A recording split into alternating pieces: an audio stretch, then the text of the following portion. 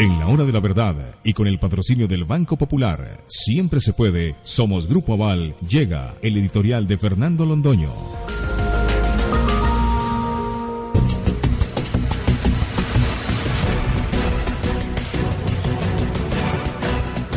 Es bien conocido aquel viejo dicho, tanto va el cántaro a la fuente que al fin se rompe.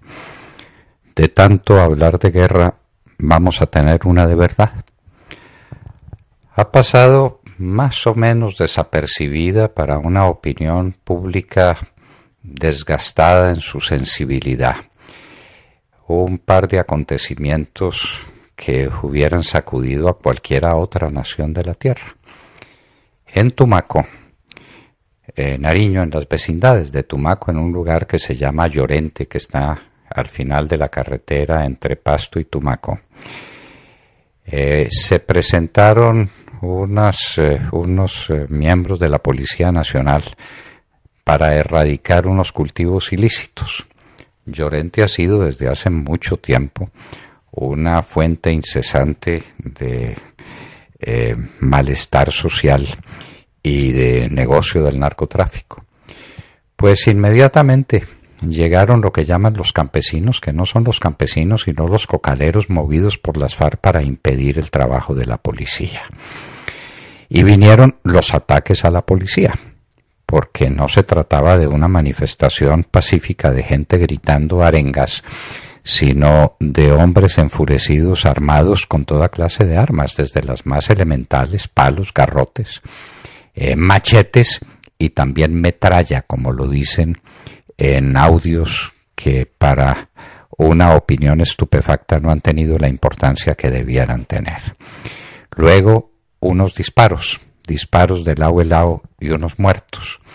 Dicen que los muertos se produjeron por disparos de armas privativas de las fuerzas militares de Colombia, de ejército y policía, que son los que tienen los guerrilleros.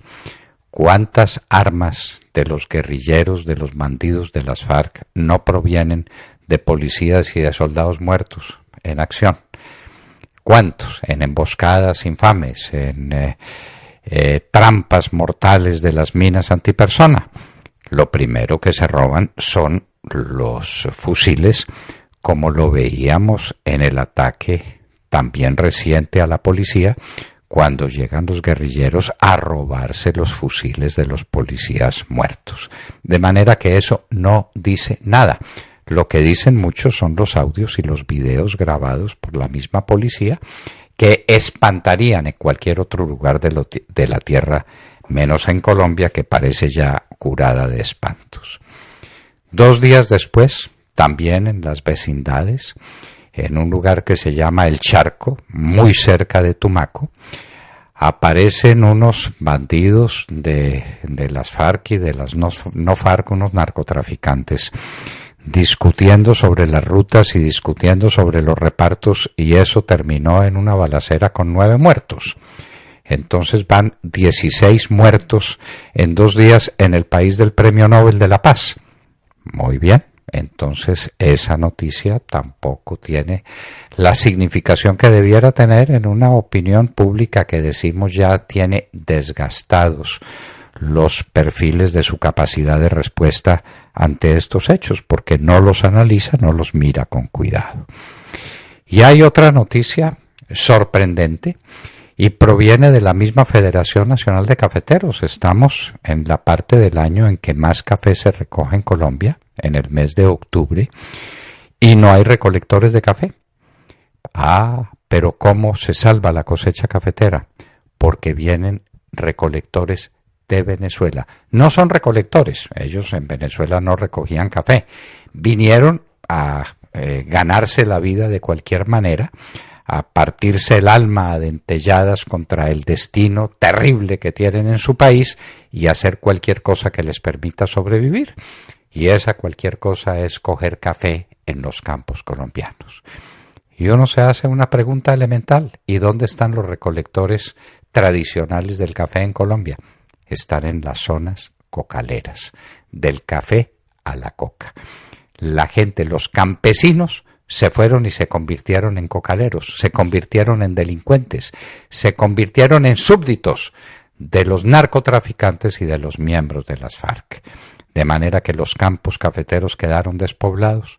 Los venezolanos desesperados huyendo de su país están sirviendo esta causa y se están ganando unos buenos dineros que son los que se recogen en las cosechas cafeteras.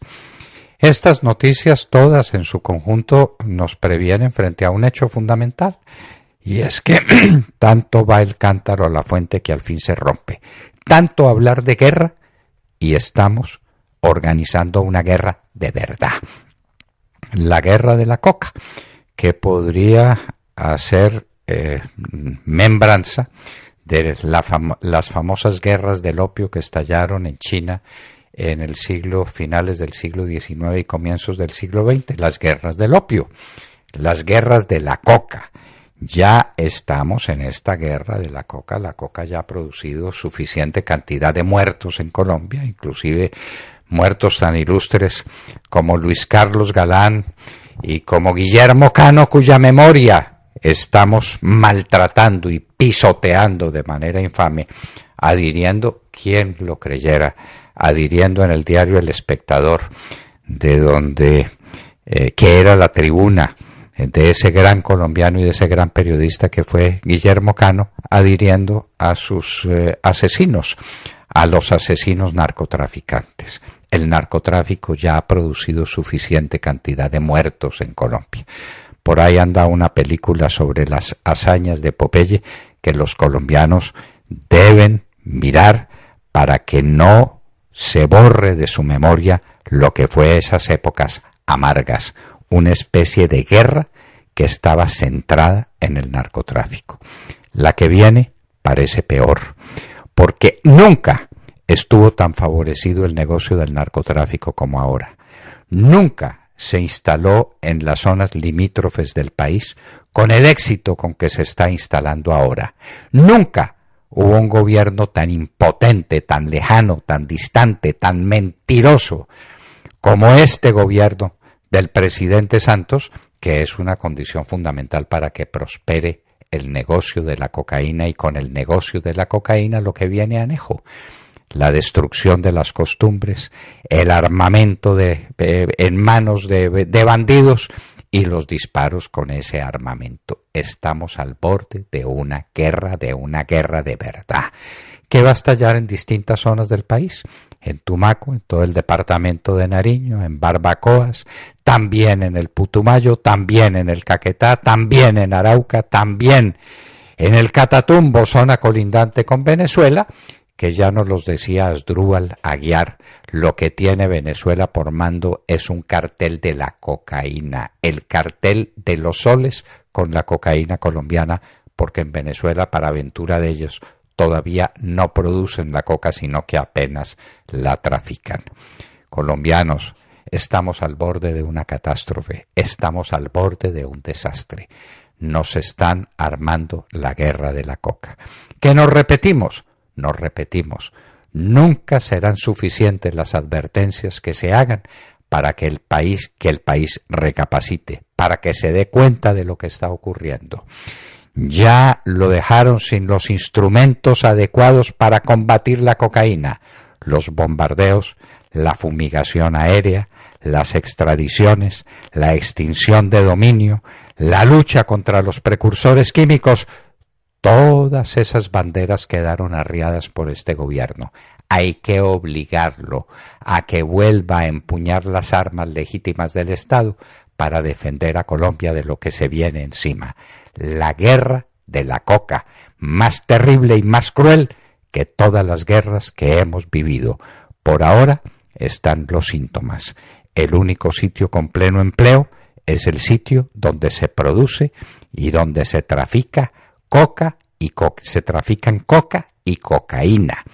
Eso es lo que está ocurriendo. Más muertos aquí y allá, muertos en todas esas zonas, y pasa en las ciudades porque, entre otras, los bandidos también se fueron todos para el sitio donde ser bandido paga ¿Y paga de qué manera?